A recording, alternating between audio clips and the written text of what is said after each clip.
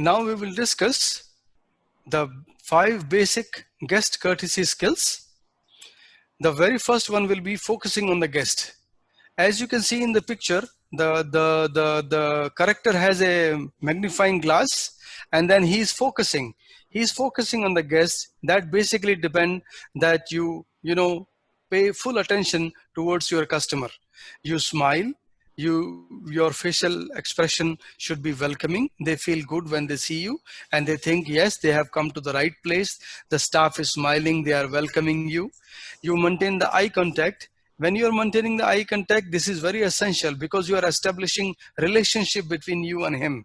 He will start to talk to you. She will start to talk to you because they know that you are looking in his eyes. That will open the dialogue box between two because you are focusing on his face. You're trying to read his facial expression, that what this customer may say. Then he may say, right, I'm looking for a table of 2, I'm looking for a family room, I'm looking for a kids chair, I'm looking for XYZ. So maintaining eye contact is highly essential. This must happen soon after you interact with the customer. This is very, very basic in the focusing onto the guest. Call them by their name. Mostly when we work in outlets, we know guest name.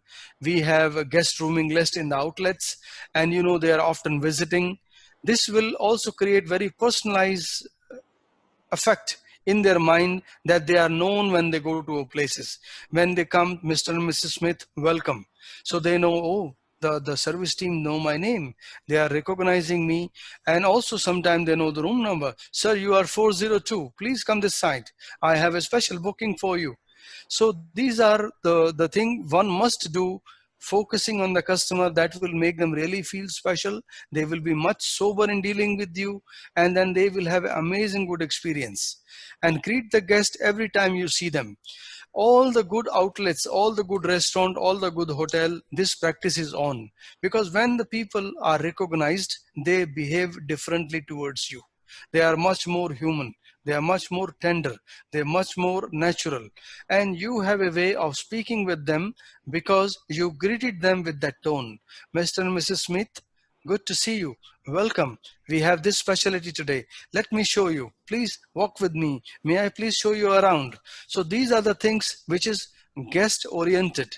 And we have to say, focusing on your guest. This will lead the way how you interact with them, how you speak with them, how you focus your eye onto their eye. This will, whole the experience is based on this first step, focusing on the guest. So should we focus also on the body language of the customer, because sometimes body language also demonstrate they are happy, they are tired, they are energized, or they are feeling lonely, or because sometimes what the eye contact is definitely necessary. Smile is the first defense barrier and it's icebreaker between the two individuals. When we are smiling at each other, then normally we drop our guards, we drop our defenses. In that And we sense, drop our ego. and drop our ego of being a customer or being a millionaire or billionaire.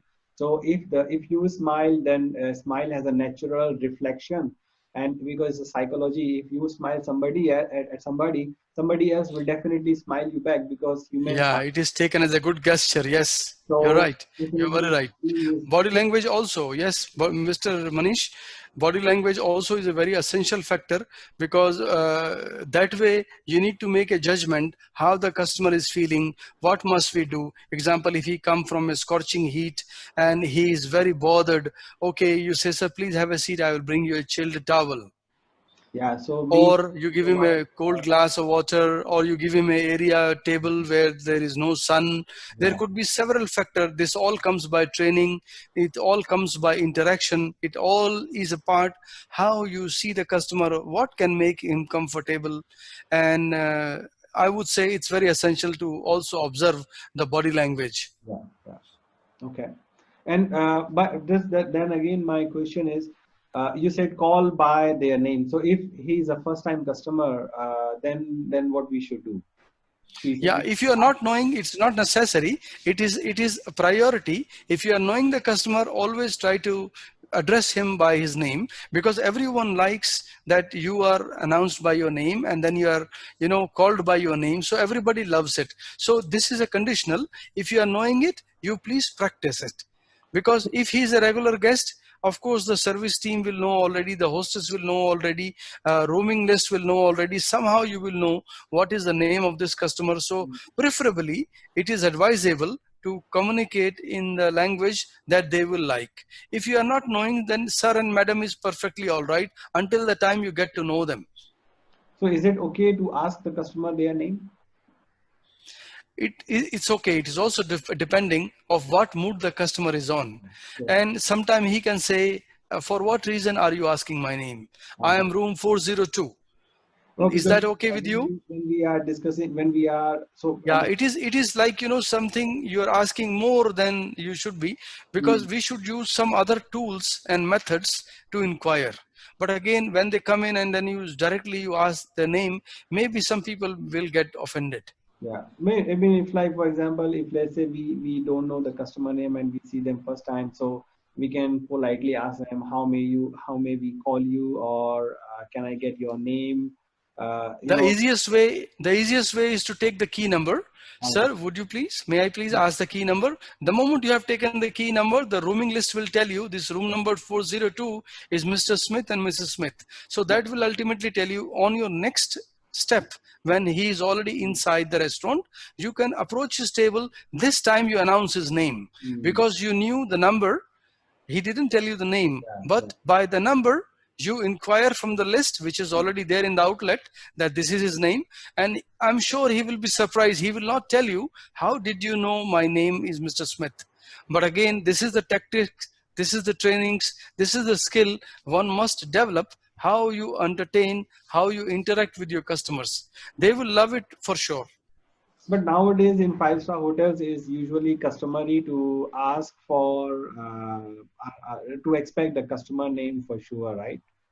So because you don't have to you don't because customers expect that being in a five-star hotel, that's called five-star services, that you will personalize me, you will know me, you will know my name, right? So even if it's a first-time customer, he's not staying. So is it okay to ask them, how can we call you, or can I get your name, or to make a reservation, or to make a Yeah, entry? it is not considered impolite. It is not considered impolite, because now what happens, soon as the customer is already inside, guest relation officer, guest relation manager, they always communicate with the restaurant managers or outlets around the hotel that such person is in the house. This is how they look like. Sometime when they will pass through the front of his desk, they will place and call. They will say, Mr. and Mrs. Smith is about to approach your door. He may go to a Chinese, he may go to Japanese, he may go to somewhere else. The customer is wearing a blue jacket, the lady is wearing yellow, example. So there could be some sign language when they are informing each other. But again, this information is good. People will like it if they are addressed by the name. Yeah, so it means we are providing a one level up services, being a five Yes, star. recognition. So recognition is providing the high class services. Very true.